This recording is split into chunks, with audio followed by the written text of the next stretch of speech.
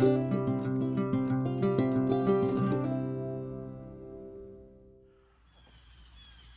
YouTube. Another video on 1956 International Farmall 100. I've had this tractor for a little while. You've seen the videos me planting Jimmy Red and cultivating Jimmy Red with it. I use this tractor to plant all of that Jimmy Red and cultivate for side dress. As far as I know, it's pretty much original, other than the paint on the cultivators. I redone the cultivators and the headlights and repainted the rims, had them sandblasted and cleaned up and painted. Put new tires on the back. I did put a new emblem on the hood. The emblem's on the side, or on the grill. The emblem's on the side of the original. The grill is straight. I'm surprised the bottom's not rotted out. Now everybody's gonna say, or there's gonna be some say, oh, that's not International Blue on that counter shaft and fertilizer drive, but those were the fertilizer drive and counter shaft that came with it. And as far as I know, they came original. And when I cleaned them down to the bare metal before I painted them, I cleaned them and got to that blue, was the bottom blue. And that's the color I carried to the paint store, and I got that color blue as close as I could get to it. So that's the color they came from the factory, that I can tell, the best I can tell. So, and that's the way they were painted, with the red on them. The cultivators were red underneath everything. I cleaned them up and painted them back red, put an International decal on them. I didn't clean the front toolbars up, but like I said, that's the color that was on them. I did put a new seat and steering wheel, seat cushions and steering wheel on it. I need to get a battery box cover, a side and cover, but like I said, it's pretty much original paint, I believe. I did end up having to put a new piston. The number one piston was cracked across the top. Ended up putting a new piston, re-ringing it, rebuilt the oil pump. I had to put a new clutch in it, new rear main seal, it was leaking, and I had to put 2 freeze plugs in the back of it. So, because it had sat. It came from, we bought it from a fella down in Dillon, South Carolina, and he bought it from the original owners over close to Mullins. It came from Mullins, South Carolina, new. And there was a hurricane in the early 90s. I forgot which one it was. I can't remember. But it was sitting under the edge of the tobacco barn, and the hurricane come through and blew the tobacco barn roof on top of it, or knocked the muffler off of it, and it filled up with water.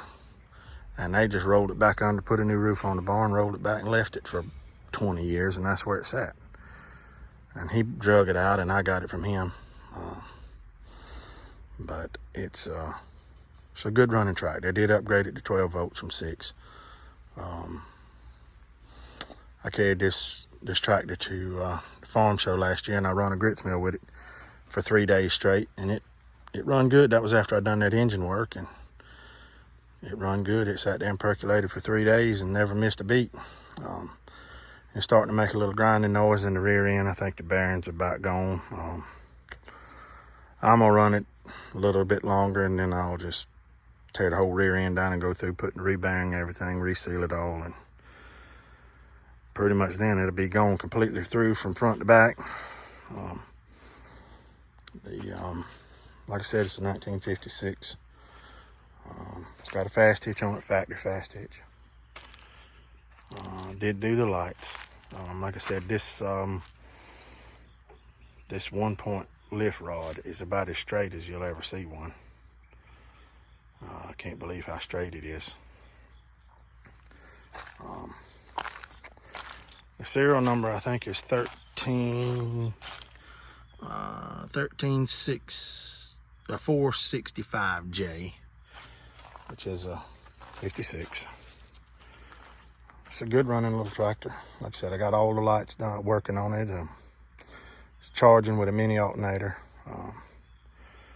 Just a good little tractor all around. Like I said, I cultivated all that Jimmy Red with it, planted it all, pretty much done everything with it. I laid this garden spot off right here at the house with it too. So I dressed everything. So it's a good little tractor. It's been sitting here with the fuel on. I run it just a few minutes to get it over here, but we'll see how she fires up. That builds up fuel. I need to rebuild that carburetor so it blows a little smoke after it sits with the fuel on, but after it blows that little bit of loaded up fuel out the carburetor, it don't smoke a drop. It runs good, idles good. So, but it charges good. Like I said, it'll sit there and it'll idle just as pretty. So,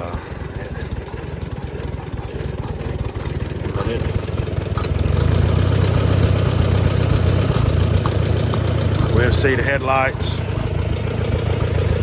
It's got pancake lights on them. On it. They all work. Nice bright. There's the work light, and it's got the rear switch on it to go to red. Back to work light, and it's got dim on the switch, so that dims the front and brightens it. So everything works, everything runs. Like I said, it's been my workhorse this year. I spent a lot of time on this little tractor. When I had it tore down, I was on the verge of cleaning everything up and painting it all, and I got to thinking, man, this is close to original as it's ever going to be.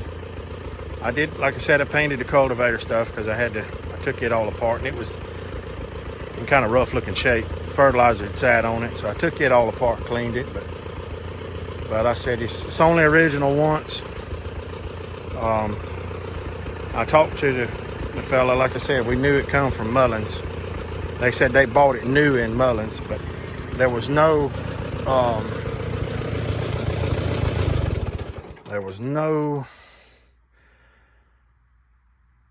dealer tag on it when I got it, and I had this one made and put on there, but it came from Mullins Truck and Tractor Company, Sandy Bluff Road in Mullins, South Carolina. They're still in business. They're not an International Harvester dealer or a Case IH dealer anymore. I think they sell LS tractors now, but they're still in business. So it's kind of interesting to know where the tractor came from, because we knew the people that bought it new. Matter of fact, it came probably 5 miles, maybe 10 miles from where my great grandparents' farm was, down in just on the other side of Nichols. And I got a great aunt and uncle that farmed just right on the Little PD River in Mullins. So I got family. That's where all my family's from, and it's kind of nice to have this tractor that came from down there. My great aunt and uncle are 97 years old, and he's got a 59 140 like mine that he bought brand new, or that was on their farm. Has been on their farm ever since it was new. And I'd like to have that tractor, but I'll never get it. It'll go to one of my cousins, but but I know it come from Mullins.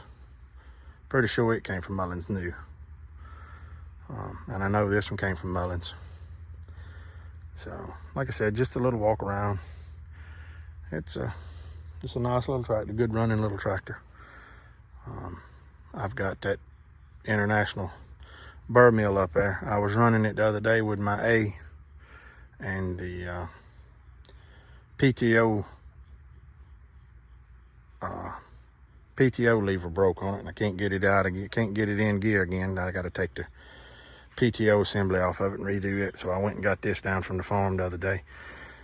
Cause this got a belt pulley on it. My 140 doesn't have a belt pulley on it, so I'm gonna run the burr mill with it. I got to grind a little corn. I got to grind some chicken feed and a little bit of hog feed for a buddy of mine. But just another one of these old tractors we got. Like I said, we've got two 56 100s. And we've got two 57 130s. And I got a 59 140. Like I said, we've got a slew of them. I need to pull them all out and do a walkthrough of all of them at one time. Super C's and H's and M's. We got like I said, 454. I done a video with it the other day, bush hogging. I got a 444, and like I said, too many to count. I think I counted 18 the other day. So I started out with that 4580 that I got, and it's just, they're like rabbits. They just accumulate. They multiply.